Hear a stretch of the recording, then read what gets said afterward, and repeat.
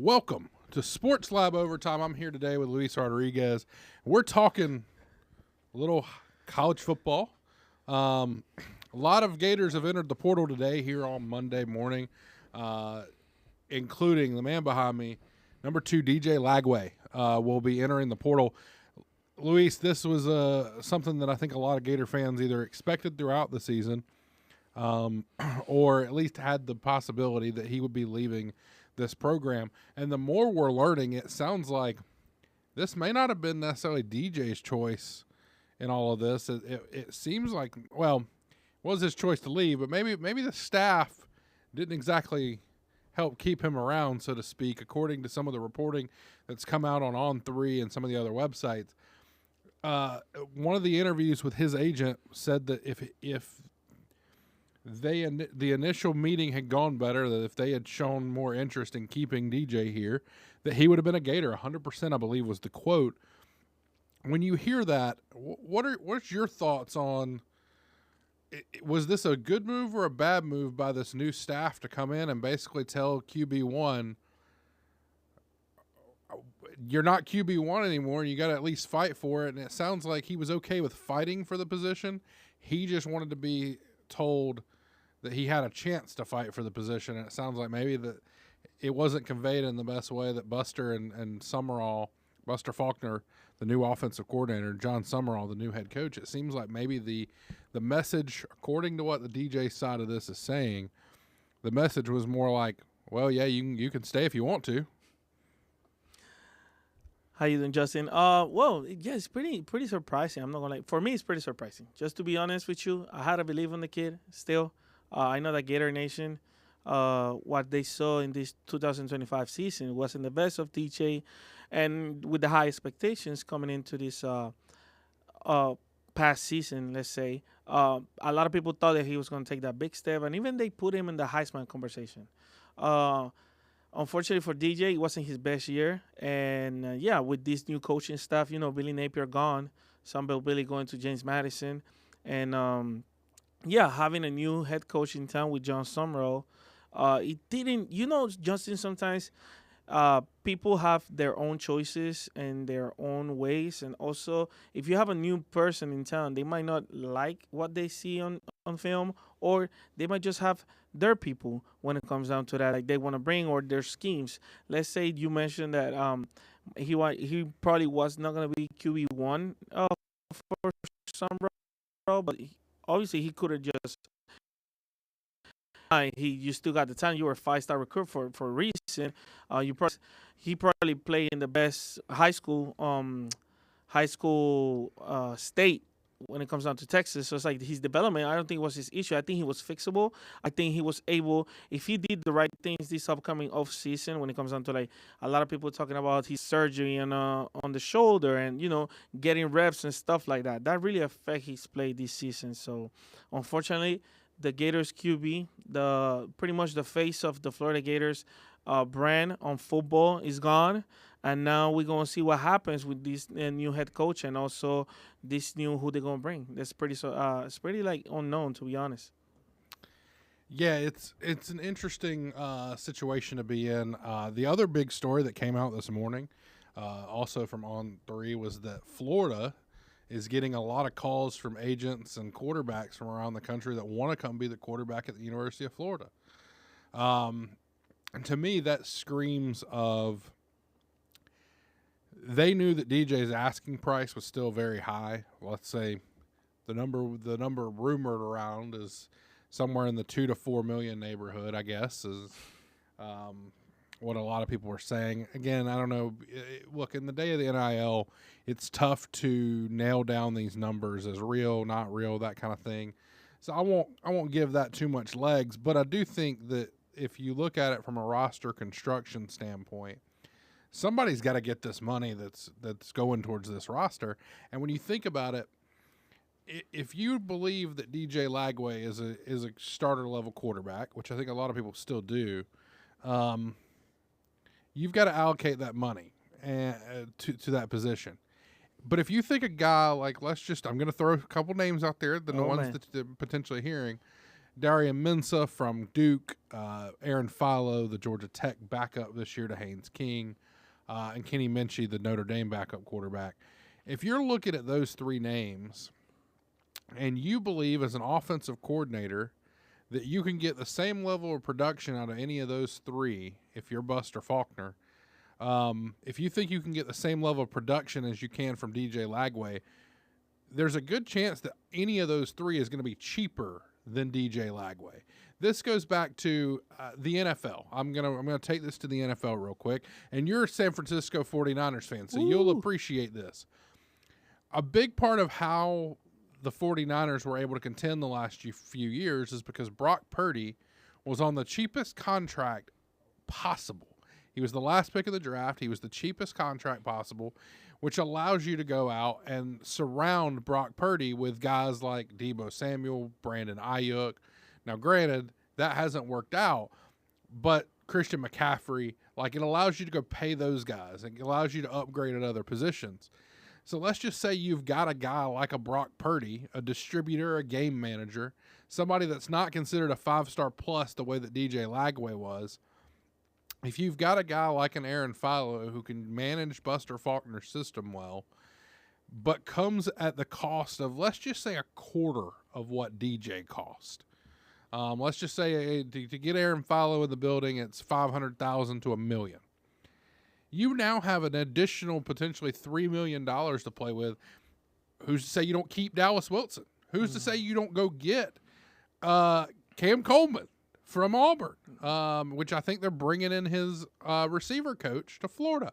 You start looking at this and you start going, Luis, there's an argument to be made that even if DJ reaches his potential, that the value may not be there. Because I got to ask you, as a 49ers fan, do you not view Brock Purdy through a different lens today than you did 2 years ago because of the amount of money that they're paying for him now? Of course, when it comes down to money and you get the bag, let's say, obviously you're creating the expectation that you got to produce because they're paying you a lot of money just to be able to be on that field and be able to produce, in my opinion.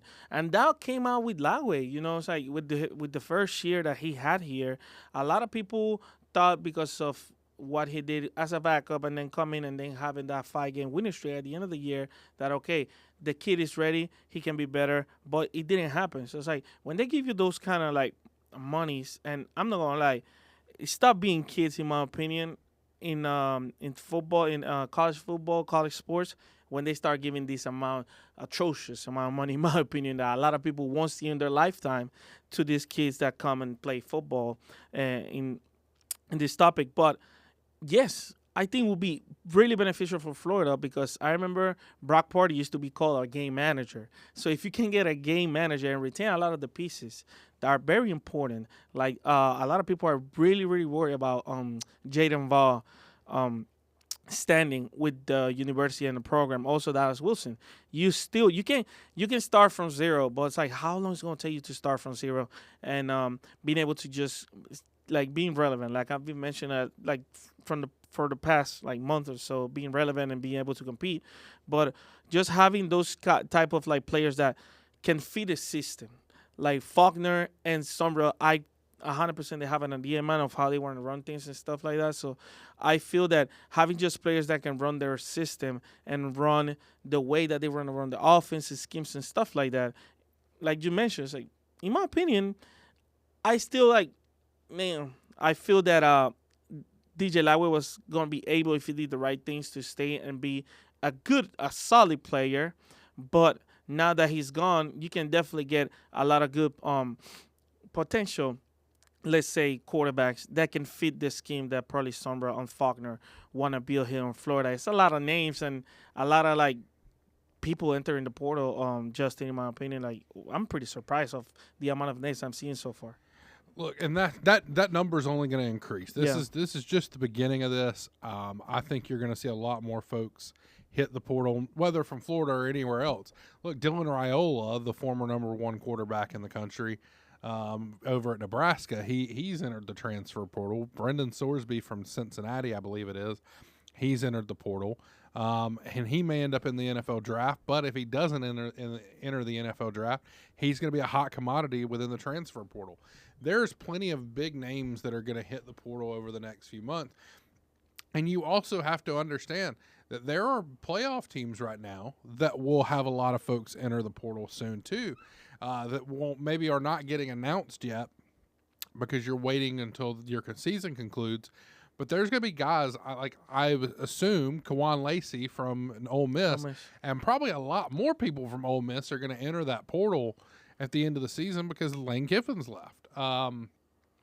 You know, a couple of the other places that you're seeing, there's also going to be some probably big turnover from playoff teams like Texas Tech or Miami or, you know, look, Georgia loses some folks every year that are on the back end of that roster that won't play in time, and you can't get it at Georgia because you're stacked.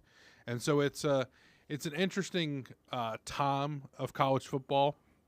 It's tough to keep a kid in your system for 3-4 years.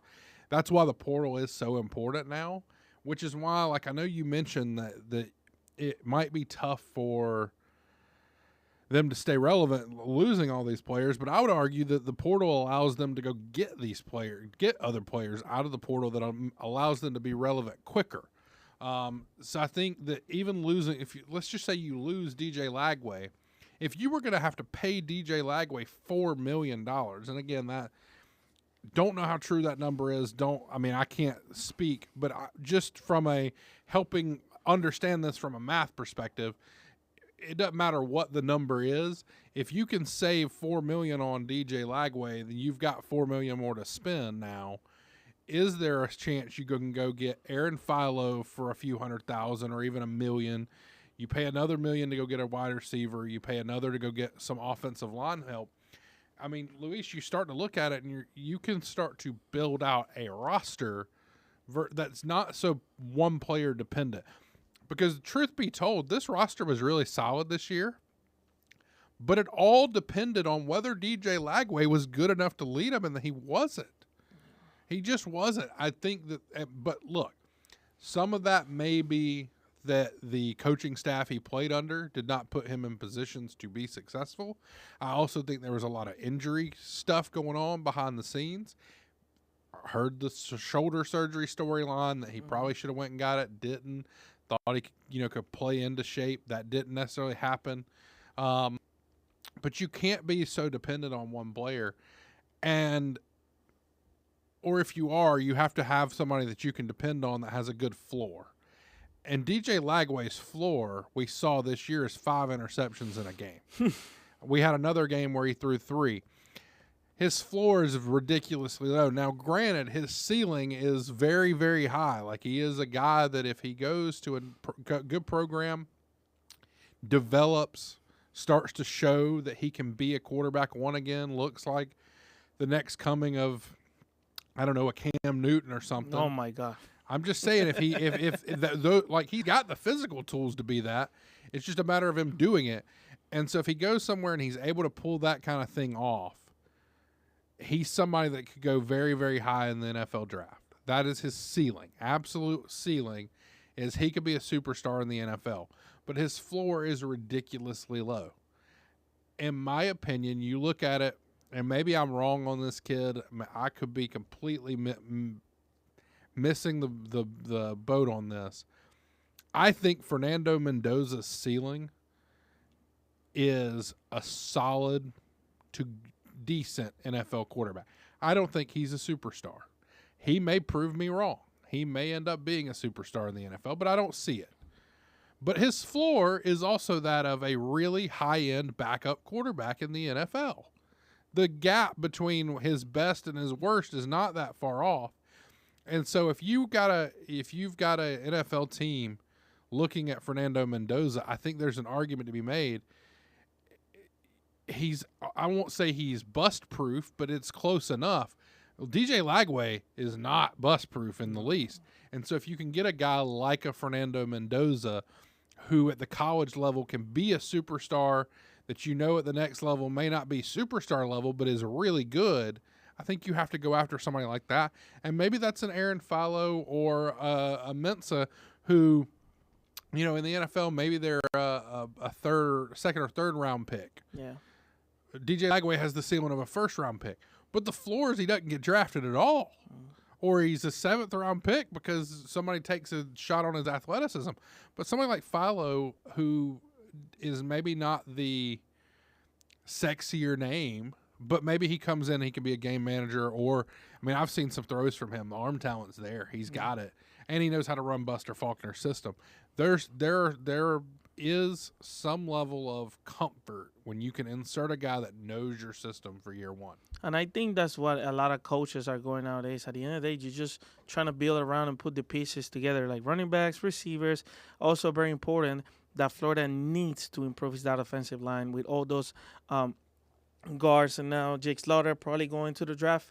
And, yeah, man, I just feel, going back to that San Francisco 49ers philosophy, that building around Brock Purdy was the best thing that they couldn't do. At the beginning, I remember there was a lot of tweets and a lot of speculation that he was making around 700 to 800,000 on that rookie contract, and then that's how they were able to build around him and just keep the pieces. I know the pieces getting older, but still, if you see, they still are relevant. They're 10-4, third in the NFC West division, and they might have a chance to be number 1 seed. But yeah, just being able to pay attention of your surroundings and just get a person that can be a good game manager might be the way for this Florida football team to get more relevant and keep competing. Justin, to be honest with you, DJ's floor, I don't think he can get lower than 5 intersections, because if I see his numbers from this past season, he got 2,200 passing yards, 16 touchdowns, 14 intersections. I get the 14 intersections, but still those are pretty solid numbers in my opinion. Like when it comes down to it, depends. It depends. At the end of the day, I feel that DJ's a floor. I don't think can get lower than that, but he might do better somewhere else. He might do better somewhere else. He might get to that point, that potential. A lot of people, because being a 5-star, man, it's difficult. It's difficult to be that 5-star recruit, but if you go somewhere else and you feel comfortable with what you're doing, in my opinion, I feel that he can do better. I wish him the best. I'm sad, obviously, because I never lost faith on the kid, because I feel that he had the intangibles to be great, but also he probably gotta see himself in the mirror. Yo, what are things that I definitely did wrong that didn't help me? Did I put in that amount of weight that I had really helped me? Did I needed to get surgery? And that's something that a lot of people are saying that's an issue that he has since high school. So it's why you didn't touch on that since high school, and then get it fixed for you to be able to be the best player possible you can be. And whoever comes, Justin, I just feel that they just got to take it day by day, because at the end of the day, in my opinion, the quarterback is the most important position, and I feel that Florida has had so many great quarterbacks and talent, but when they go to the field, it's just talks about the preparation. I remember Anthony Richardson was one of those producing on the field. He's not the best, and now you see him. He's not even running the bench in Indianapolis. So we'll see how it goes, Justin. It's a lot of unknowns and a lot of question marks in this football team coming next season, to be honest. Luis, I do have to disagree with you on the on the interception thing real quick. No. On the interception, I get it, but I'm talking about the yards and completions. Sure, but yeah. 14 interceptions. He's number 2 in the nation in interceptions. If that's his floor, that's a disastrous floor. That is bottom tier floor. You can't get much worse than that. That's what I'm saying. Yeah, you're right. You can't get much worse than that. But that's not somebody. I don't want that floor leading my team. That's not a team. That's not somebody that can win you football games. If you're throwing 14 interceptions, you can't win football games like that. Because 9 times out of 10, you're losing the turnover battle because of him. So I don't see where because his floor is so low. And what Florida needs right now, and I've said this all along, not whether it's at the quarterback position, whether it's at the coach, whatever, Florida needs the floor raised here right now. I know everybody wants to talk about the ceiling and going and winning a national championship. Sure. But how many teams can actually go do it? It's one a year. One per year. What Florida needs is to raise its floor, get back to being a program that locks in 9 or 10 wins per season, which, let me just tell you, if you win 9 or 10 games every year, you're more often than not, you're going to make the playoff. So when you start looking at this, you have to think about it from that lens of, can you raise the floor? The quickest way to raise the floor is to get a quarterback that has a safe floor. There are quarterbacks in the NFL right now that are probably not as athletically gifted, or no, they're not. They're not as athletically gifted. They're not as arm talented as guys like Justin Fields or Anthony Richardson. But the floors for Anthony Richardson and Justin Fields are at the bottom of the floor. It's bad. The bar is low. But you've got guys that are starting in the NFL, like a Brock Purdy, who doesn't have the greatest arm talent, is not the most athletically gifted. Allen, we're talking about here. But they still can be starting quarterbacks in the NFL. Floor is very safe. That's where I land on that, Luis, is when you've got a guy with a disastrous floor, which is what we saw. This year is a disastrous floor from DJ Lagway, and this team goes 4-8. You can't have it. You got to go out and get yourself somebody that can raise the floor, which I think John Summerall does at the coach position. I think Buster Faulkner does it at the offensive coordinator position. I think Brad White does it at the defensive coordinator position. I think they've gone out and got good positional coaches. It's now you've got to go find yourself a floor raiser at the most important position in football, the quarterback position. You probably will not be landing a quarterback that, from an athleticism standpoint and from a star-rated standpoint, is going to be any higher than DJ Lagway, because his ceiling is very high. But I don't think that it's possible for you to find somebody with a floor lower than what you've seen from DJ Lagway, which means you should be able to raise this floor pretty easily. I would like to see them target some guys that can just go out and run the dang system that Buster Faulkner installs. It doesn't have to be the sexiest name on the market.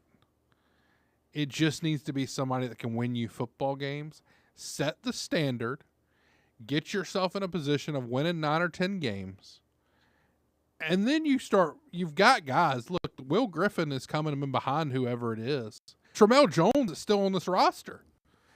There will be guys that have some high ceilings, but you have got to reset the floor, if you're Florida right now, to where a 7-5 season is not acceptable.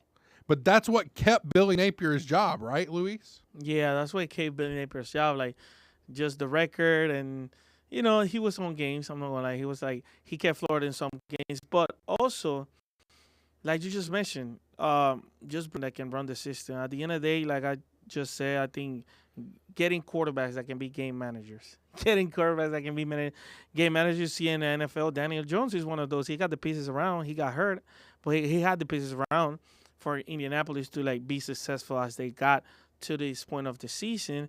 But Justin, I think like you said, you mentioned also raising the ceiling. I will stay with that phrase, raising the ceiling, and just have this Florida fan base, because I'm not just being here this semester and seeing everything that's going on. Gators fans are super delusional when it comes to expectations and what they feel the program can make. And to be honest with you, I think they gotta go day by day. It's funny. This weekend I was just watching Swamp Kings, and I remember during those days, Florida was not good, but then they got big names in certain spots like Brandon Spikes and Tim Tebow, and they were able to get back to that relevant spot. But being able to get to that relevant spot, you got to be able to, first of all, get the coach. I think Florida already got him. Get the coordinators to be able to make it attractive and start competing. In my opinion, it's difficult, but at the end of the day, it's not impossible, because you have you starting, and people gotta understand that process it's like you take it day by day. And quarterbacks in this league, you're gonna have transfer all over. You're gonna have talent transfer all over. But you just gotta be able. I think as long as you retain pieces like Jaden Ball, Dallas Wilson, and you rebuild that defensive line, because in my opinion, the defensive line, for how many names and stuff that they had, I didn't feel it was the best D line that Florida Gators can have expectation wise. Because I'm not gonna lie, they never. How many sacks they got? You can count it with one hand. The amount of sacks they had in the season. So, Justin, patience is. I know it's time, but patience and also just trusting the process. I know that's like the Philadelphia 76ers stuff, and I don't like that phrase neither, but. Just trusting the process and being able. I feel that the coach already on the press conference already give you the fire and the confidence that you got to feel going to next season for a season 1 of John Stormo era here in Gainesville. So just give it time and just being able to pick right. If you were not able to make it with this 5-star recruit, man, you just gotta go there and just trying to build from the way down, like little pieces here and there, just to be able to, first of all, work with a budget, and second of all, develop talent. That is the most important thing, I feel, now in college football, to be able to compete. Yeah, I think you're right. But what I will push back on a little bit, But I don't know that Florida fans are necessarily delusional. I think they have a standard, and I think that's okay to have a standard. I think that the product on the field this year didn't live up to it. Now, I will say I think the expectations coming into the season, they were super high. They were so high. They were, I mean, almost all of the expectations were built around DJ Lagway. And me personally, even in his first year, what we were seeing was DJ Lagway taking advantage of defenses that didn't necessarily know how to prepare for his arm. Okay. That, you came into the season, you were expected to play Florida and Graham Mertz. And Graham Mertz more of a game manager. Yeah. Like he's a floor raiser, right? I do think you've got to go get a quarterback that's better than Graham Mertz. But you don't necessarily have to get one that is as highly touted as DJ Lagway. I think there's a middle ground there for very successful and highly. I mean, you look at what Georgia's doing. Gunnar Stockton is star. I mean, maybe you could look at some of there may be some out there that would tell you he is. But a lot of what he does is game manage. I think he does that really well. I think that, Texas Tech's quarterback's not the best quarterback in the country. I think we'll get into this in a second. I think the reason that the Heisman race this year was as close as it was because there was no dominant quarterback. There was a lot of really good ones. Julian Sayin, really good quarterback. Fernando Mendoza, really good quarterback. But they weren't, like I saw a stat last night, Johnny Manziel had more rushing touchdowns in his Heisman campaign than Jeremiah Love did all this season. He's a quarterback. But that's the kind of season that you were seeing from the Heisman winners. You go back to the Joe Burrow stuff. I mean, he almost doubled Fernando Mendoza in touchdowns. Oh, but with that offense, man. Sure, but my point is that when you don't have a dominant quarterback, you start looking at these playoff teams. Carson Beck's mediocre, I think, is probably a fair word for Carson Beck right now. He's not the best quarterback in the country. Trinidad Chambliss was at Ferris State a season ago in D2, D3. I think it's D2. And then you've got you start going down this list. John Mateer has been a shell of himself since the injury. Ty Simpson is a very good game manager, right, for Alabama. I'm trying to think who else is in this playoff that I haven't hit on. Dante Moore. Mm-hmm. He may be the one guy that you start looking at and go, maybe he's a superstar at some point. But he's not right now. I don't think he's hit superstar level. James Madison, Tulane don't have. Jake Ratzlaff is not. Yeah. None of these guys are eye-popping, 5-star, can't-miss prospects. What about Marcel Reed?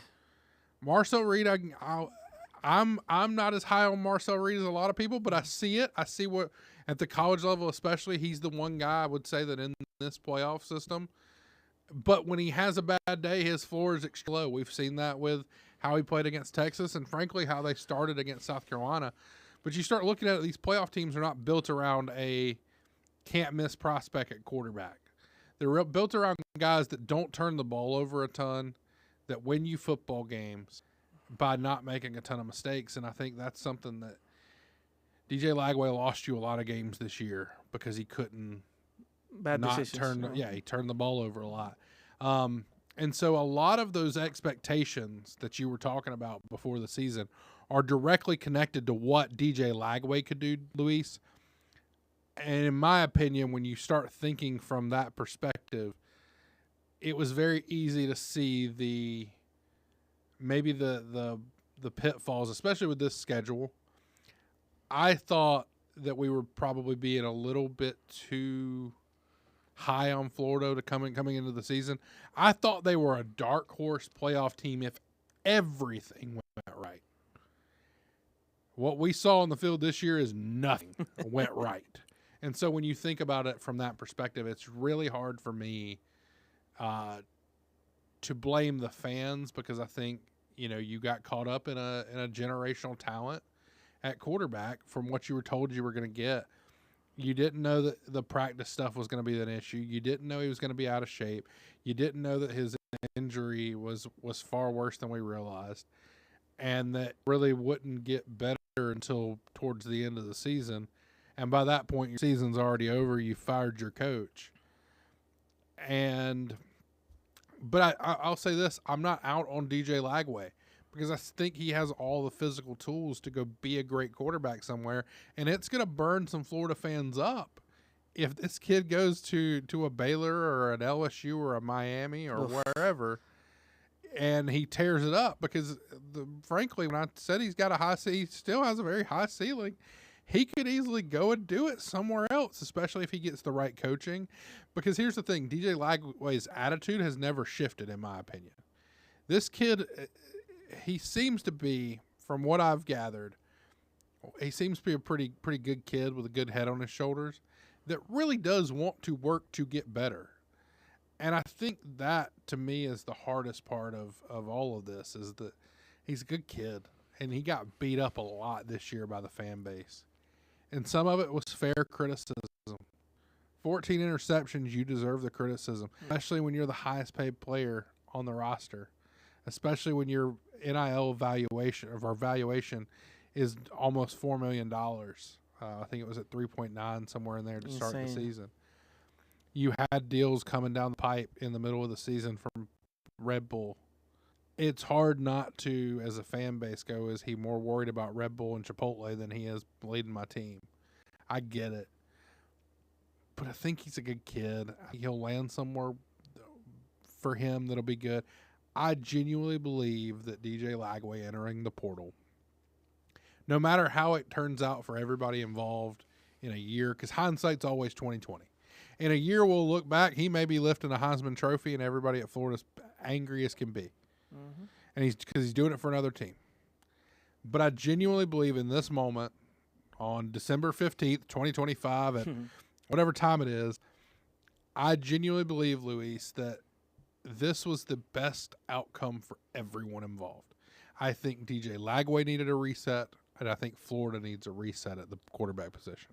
That is true. That's the only way we can see it. That's the only way we can see it nowadays, and hope for the best for programs. And let's say DJ Lagway, if he doesn't go to a SEC school or a Florida rival. If he goes to one of these rivals, let's say Miami, Florida State, or no, I don't think he's going to go there. He might go to a school in Texas and feel comfortable, just go back home and reset. But, yeah, like you just said, I think the game is shifting to just have talents around and just in the QB position, just have game manager, just to be able to compete and be successful.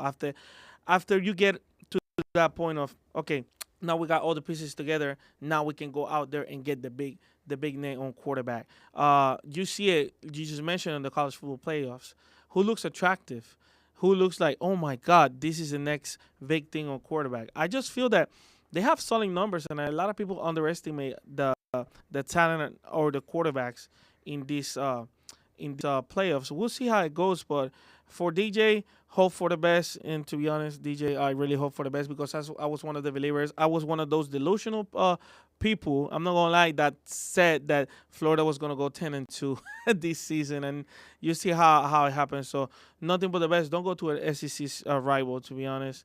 And yeah, also a lot of people didn't mention that. Okay, the lack of preparation might affect a lot, but also the schedule. Justin, that schedule was brutal, and that's something that a lot of people forget, that probably that didn't bring the best out of DJ. Just going, playing USF, and then shocking wise going to Baton Rouge and just play the awful game, and then playing Miami, come back play Texas, but he had a reset in between. Then what happened in Kentucky? It's just like, and in a game like Ole Miss, like in the first half, you see those flashes of DJ Lagway from 2024. I just feel that, like you just mentioned, everybody just needed a reset, and this is the best. This is the best way to do it. Speaking of resets, let's get real quick. Oh man, let's talk Heisman Trophy. You mentioned you wanted to talk a little bit about that. I do. Fernando Mendoza wins it. I believe it was Diego Pavia was number 2. Number 3 was Jeremiah Love, and number 4 Julian Sayin. Yeah. I'll be honest. Kevin Winter and I had it on. It was kind of in one of the screens at Kevin's house when I was hanging out with him the other night. We were more focused, I'll be honest, on John Cena's last match. Me too. I know that's hard to believe that two guys are super into college football had the Heisman Trophy as kind of a background noise, so to speak. We were a little bit more focused on whether John Cena was going to go out on top, and obviously he didn't. And man, what a ride for him! But Luis, we did do some. Kevin and I sat there and we talked a little bit on Saturday night after all the results came out. We talked about the gap and the margins and all that stuff because that's what you do. And like I thought that the right guy probably won this thing. Fernando Mendoza is the best thing that's ever happened to Indiana football in a lot of second best thing. Kirk Cignetti is the best thing that's ever happened to Indiana football. But you have to have a guy that can go out and win you football games. And I thought, and I've said this all along, is that the additional data point that the additional data point that Vanderbilt did not get. They weren't in a conference championship in the same way that Fernando Mendoza and Julian Sayin were. Diego Pavia didn't have an additional game to showcase his skills in. Clark Lee was trying his best to get another game, hopefully to try to get into the playoff. They were trying to play in Hawaii. They were trying to play in Hawaii. That's right. And I thought from that perspective, if you thought Diego Pavia and Fernando Mendoza going into the final weekend were deadlocked, I thought the throw that Fernando Mendoza made against Ohio State basically to seal that game, that was the moment when I was like, yep, that's the Heisman. You got to give it to him because he just sealed the best record in football. He did it against the best defense in football right now, in my opinion, in Ohio State. And he outdueled another top 4 contender for the Heisman in Julian Sayin. So yeah, I think the right guy won it. What were your kind of thoughts on the Heisman and what happened on Saturday night?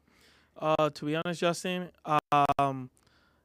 if you asked me last week, I wanted Diego Pavia to win after he posts what he posts on Instagram. The right person won. I'm really happy for Fernando Mendoza. And a lot of people in Sports Lab were really happy. You know, Alexis and Nick, they were happy because they shared a field with him and they were able to play with him in high school in Christopher Columbus back in South Florida. But I think he's not the flashiest, but still he can get the job done.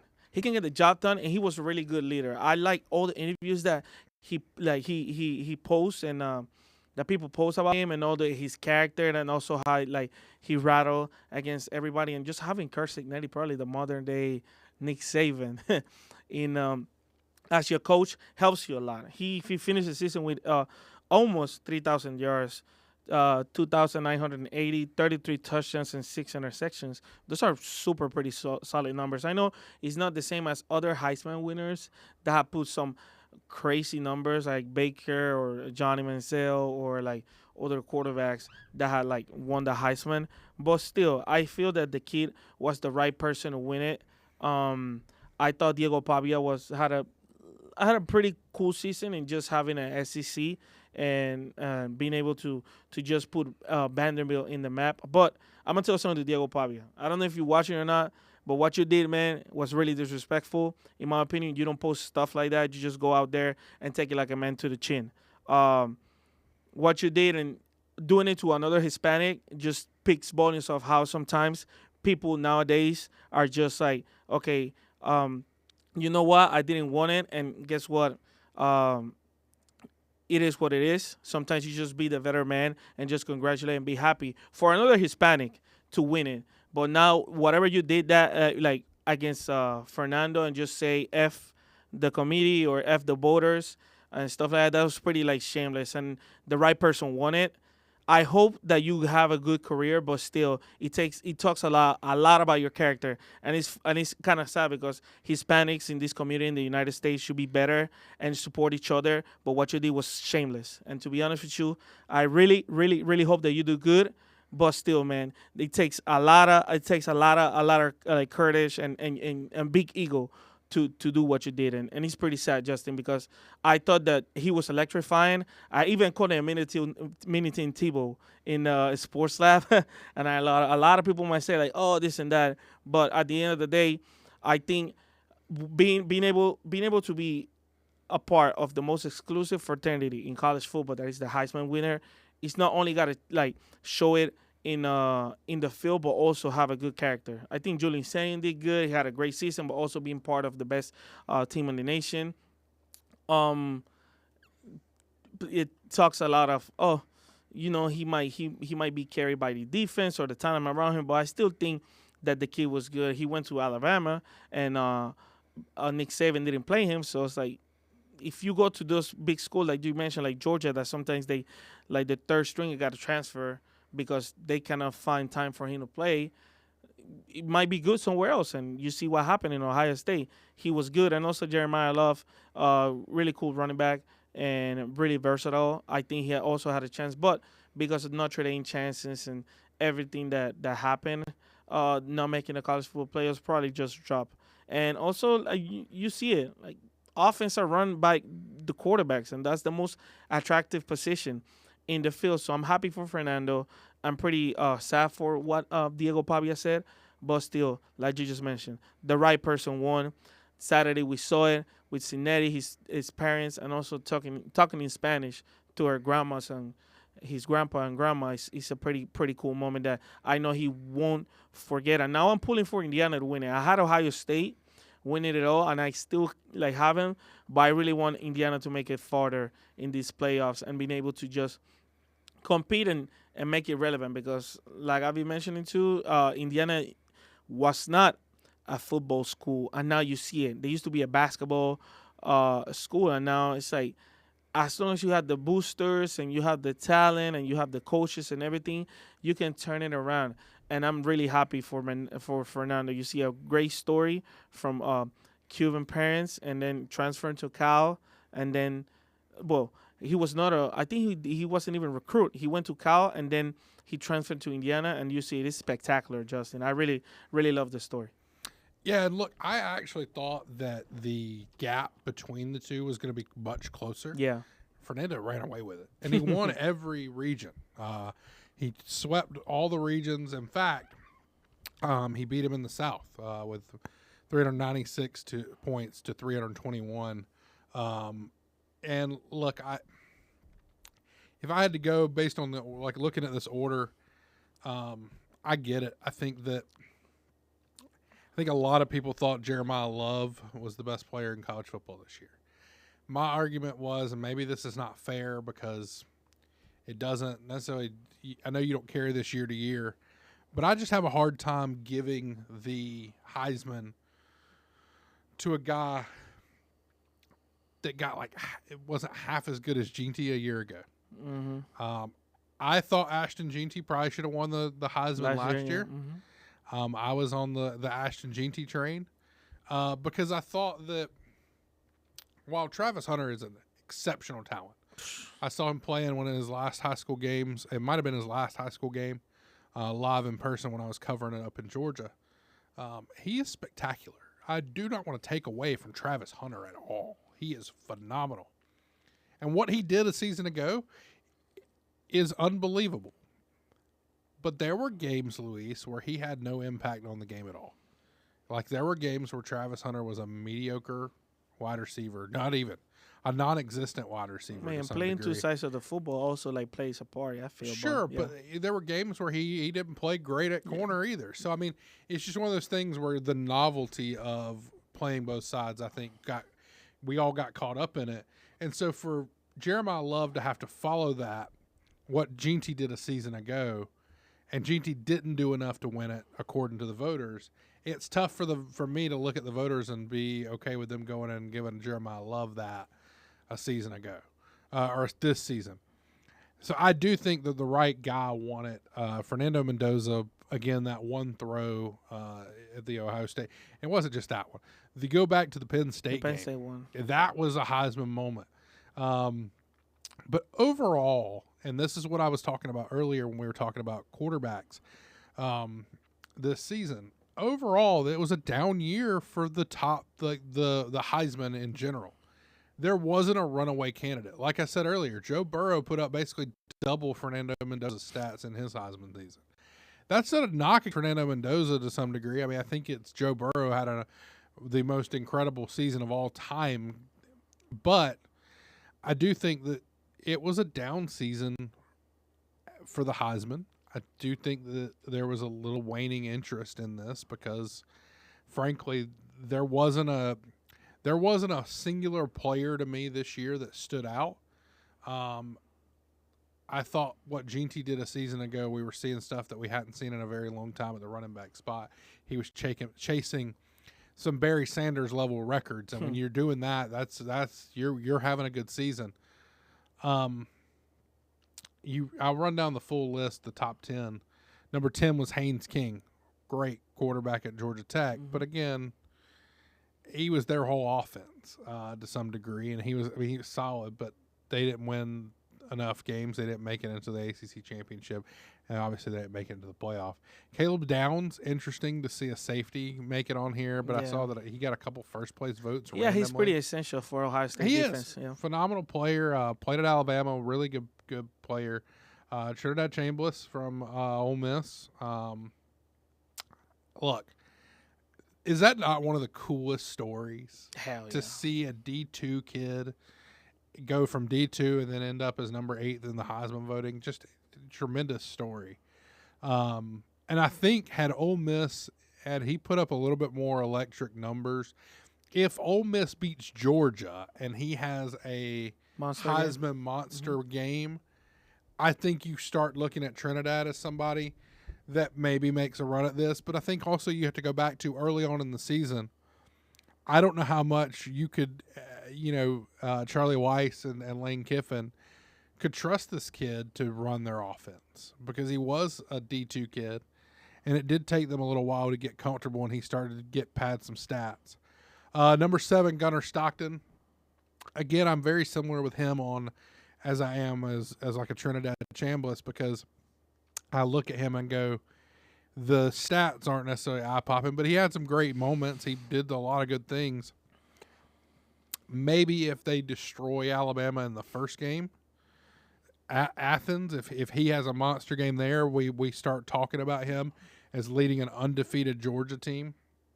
Jacob Rodriguez, the linebacker from Texas Tech. Again, seeing a linebacker make the top 5 is pretty impressive too. I also wonder why, what was the cutoff on this in terms of the invitation on who was getting invited to New York? Because it was really a 2-horse race. You could argue a 3rd horse in Jeremiah Love, but the gap was massive. But Jacob Rodriguez, the gap between him and Julian Sam was pretty close in a lot of ways. I think he got more first place votes than Julian Sam did. Julian just racked up in the 2nd place and 3rd place to get him above him in total points. Uh, again, Texas Tech, it's hard for a linebacker to win a Heisman, just truthfully. But it tells you how good of a season he had. But it also tells you that it goes back to my theory. Texas Tech doesn't have like a dominant quarterback that, or even a running back that they could look and go, "Hey, this is why we're 12-1." No, it's the defense. Because I think they're top 3 in total defense. Yeah, top 3 in total defense, and he pretty much lead that defense. He does. Yeah. And then obviously Julian Sayin, which I thought he was really solid for Ohio State. Or sorry, I missed Jeremiah Smith at number 6. I think there's an argument to be made that Jeremiah Smith and Julian Sayin maybe swap. But I get it. He didn't have like a historic wide receiver season in the same way. And look, Mekhi Lemon beat him out for the Fred Biletnikoff Award. And so I can even see that as being something when you start to look back on it, is, you know, how much of Jeremiah Smith's name was being up there was because of he's associated with Ohio State. Same thing with Julian Sayin to some degree, because you could make the argument Jacob Rodriguez probably deserved the number 4 slot. But again, I think you're right. Coming down to it, Fernando and Diego were the top 2. I think the right guy won, and I'll kind of echo your sentiments on it. I don't understand the antics of Diego Pavia, and I'll you know, I think it's almost a disservice to what he did on the field, because I think you had a hard-nosed player, and then not being able to accept defeat. And I know he put out an apology this morning that basically said, you know, I got so close to achieving the dream that I wanted to achieve, and then I didn't get it, and I let it get the best of me. Buddy, you're a 6-year guy. You got to have a better head on your shoulders at this point in life, and you know, there's a lot going on there with that with him and being like playing to the Theo Vaughns of the world. Yeah, and his brother's antics too. Like, yeah, and stuff like that. I don't love it. I don't know what he is at the next level. I don't know that he'll make it to the next level. I genuinely don't, because I just don't think he doesn't have the physical like stature. He frankly is not the best passer of the quarterback. Perhaps he figures out a way to maybe land in a Taysom Hill type role, where Taysom was very similar at the college level. They were trying to do that to Tebow, I remember. Yeah, I mean, maybe that's a role that Diego Pavia could eventually fit in. I do not see Diego Pavia as a quarterback in the NFL. I just don't. Maybe I'm wrong, but I don't think he's got quarterback talent. And here's where I'll take it one step further on why Diego Pavia doing this is going to hurt him in the long run. Is what you said, that it from a reputation standpoint, and the way he acted out after all this, with, you know, the post he put, the other stuff from the club and all that. Where I have an issue is you start looking at guys, and I've always said that your attitude and your talent are competing in a lot of ways. There are some guys that are so talented that you can ignore how bad the attitude is. Terrell Owens is the one to me that always comes to mind. He's doing push-ups or sit-ups in his driveway. He was the quintessential diva wide receiver. T.O.'s my favorite player. One of my favorite players of all time. I think he's the best wide receiver to ever play the game, and I know that's a hot take because I know Randy Moss exists. Another potential diva, right? And Jerry Rice. And Jerry Rice exist. I know that those are the 3. But from an athletically gifted standpoint, I'd probably take T.O. And from where he came from. But a lot of what people have to remember is that you put up with a lot of what Terrell Owens did off the field because of what he brought on the field, because he was the best receiver in the NFL for much of his career. Diego Pavia does not bring that level of talent to the football field at the next level. You can't be acting like an idiot. There's a reason why guys like Charlie Whitehurst and Chase Daniel and even to some degree now watching Jameis Winston, there's a reason these guys stick around in the NFL. They're fun. They're good locker room guys. They stay out of the media in a negative light. The only time you see Jameis Winston now is when he's doing something funny, right? Like there's not a time where we're seeing Jameis in a negative light at this point. Now, granted, in college there was a lot of that, but remember his talent was so high. He's a Heisman Trophy winner. Yeah. That was the number 1 overall pick. It allowed that, Luis, and so I've always been a big believer of your attitude and your talent have to coexist. And the moment that your attitude outweighs your talent, the NFL is not going to put up with it. They're just not. It's a league they can go find another guy that maybe is a fraction less talented than you, but a lot less of an attitude or a lot less of a headache than you are. It's why, frankly, there are players that you look and go, a lot of people say that these players are getting blackballed out of the NFL or that they're not given another chance. And I think Tim Tebow, to some degree, because of not his attitude by any means, but what Tim Tebow brought to the table was every time he went and signed to a team, the crowd chanted, Tebow, Tebow. They wanted to see him. Mm-hmm. But the team that he was on didn't want to have to play him. So then it was less about his attitude and more about headlines. So I think when you're getting in the headlines and you've got the fans reacting in a certain way of wanting you, but maybe your talent doesn't reach the level that the team wants, they're just going to ship you out and you're going to get kicked out of the league and you're not going to get another opportunity. I thought Tebow was a really good locker room guy, and I think that to some degree, if it wasn't for how excited and ecstatic the fan bases were for some of these teams, Tebow probably gets another shot in the NFL. But when you signed him, you almost were forced to have to start him instead of letting him develop because nobody wanted to wait, especially after you saw what he did in Denver. He played really well. Maybe not from a statistical standpoint, but he won you games. I mean, he won how many? Like 7 in a row? 7 in a row and a playoff he went to game. the playoff game. And won a playoff game. Again, not at all picking on Tim Tebow, the person. He's a wonderful human. But at some point, it's that one of them outweighs the other.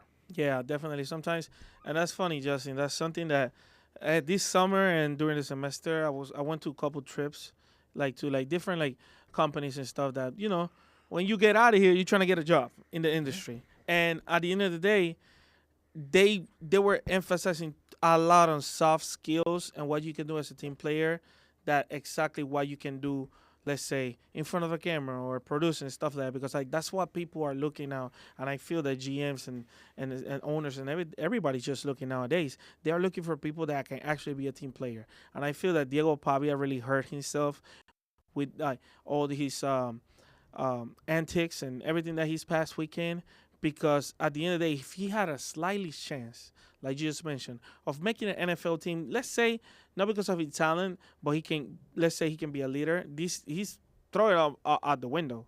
This really messed up his draft stock if he ever had one when it comes up to talent. But yeah, it's just kind of sad because you mentioned a lot of great names that because of their talent and what they were able to make on the field, a lot of people, they were blind when it comes out to stuff off the field. But still, I think, like you said, matching character and talent gotta be equal. Just because in the world that we live nowadays, man, they look into every single thing that you do. I remember Allen Iverson. I remember people used to see everything that he does, because it's like, oh, he's a great player, but outside he gets in trouble, or he goes to the club, or he don't want to practice and stuff like that. And man, I remember a lot of people were on practice? him. Yeah, talk about practice. There were a lot of people on him, and it just speaks a lot of, if you're not the best player, but you can be the best teammate and leader, it just gives you landscape to just keep being that person, because at the end of the day, they're not going to lose faith on you because of, oh, he's not the best player, but still he can get something done in the field whenever they put him or people like him around him. They're just going to keep you around because that's today's word. I think everybody just wants people that I can actually just uplift people, not only on the field, but off the field, Justin. Yeah, I think you're spot on. Like, I think it's a situation. It's Kevin Winter will tell you that you don't want to. Is this the hill you want to die on? The one I'll die on is that at a certain level, your attitude cannot outweigh your talent. And I don't mean that just in sports. I mean, I think you're right. I think it's in any field that you are very much a replaceable asset to basically any company.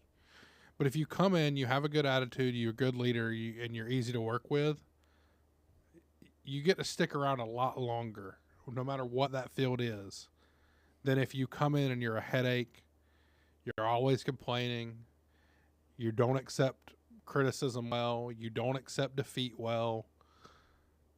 Those kind of attributes go a lot further than whether or not you can hit a 5-yard out or you can type up a great report. I mean, just truthfully, I've never been the best journalist or best writer in the room, but I've always tried to approach it with a good attitude and tried to be the best employee I can be. And it's the same thing in the NFL. They're just making a whole lot more money than I am. And so I think that's when you start looking at it. A guy like Diego Pavia, who's been in college football for a very long time now. You can't make yourself out because you're already under a microscope. There's already these, I don't want to call it stereotypes, but there's already preconceived notions about you. They already have a full list. Let's say, Justin, they already have a full list of stuff. And when you're scratching stuff that you got done from a list, they're already scratching stuff from Diego. Okay, this, he's not high enough. He probably don't have the talent. He's not like the throwing arm talent, excuse me, and stuff. So he just have minimal stuff that he can be good at for him to be attractive to GMs and owners, And now he's like, you see this worldwide, probably the biggest stage in college football, the Heisman, and he's like, what? Now what? Yeah, you've added another thing that they can mark against you. When you've got that little margin for error, it's different. When you're Terrell Owens, you're the best in the world. All they can mark against you is your attitude. They can't mark your route running. They can't mark your ability to get in the end zone. They can't mark your hands off.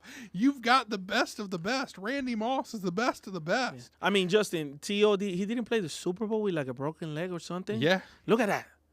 Look at that. Dude was unreal. Yeah. On the football field, he was unreal. Off the field, he was also unreal, but in not great ways.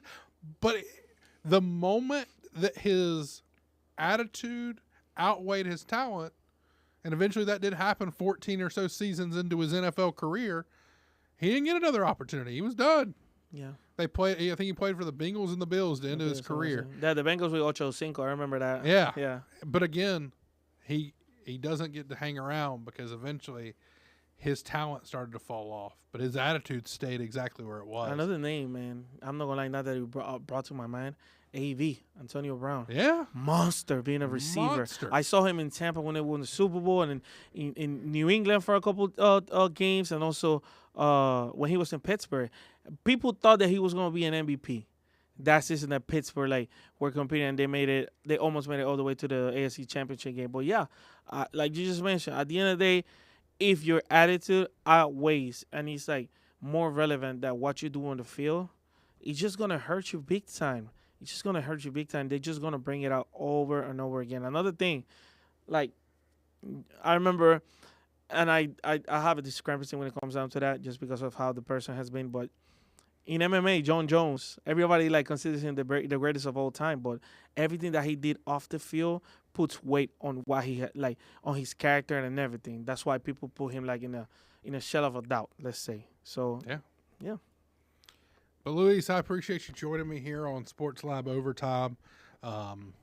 Enjoyed getting to talk a little bit about the transfer portal and as well as the Heisman Trophy.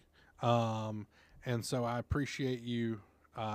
Joining me, and we'll definitely get you back on here as we get ready for the new year. Definitely, Justin. Thank you. I came here to bother you a little bit. We have this break, but still, if we can get some reps and get better at the mic and just having this kind of conversation, that still, we take a break in the summer and in the winter when the semester's over, but still, you saw what happened. Sports Don't Stop. DJ, I thought I was going to have a cool day with Steve Russell producing his show, and I'm driving this way. DJ entered the transfer portal. So sports never stops. So somebody got to be here to talk, and I'm here with you. I appreciate you, Luis. Thanks for joining me, and we will get back to it on Sports Lab Overtime.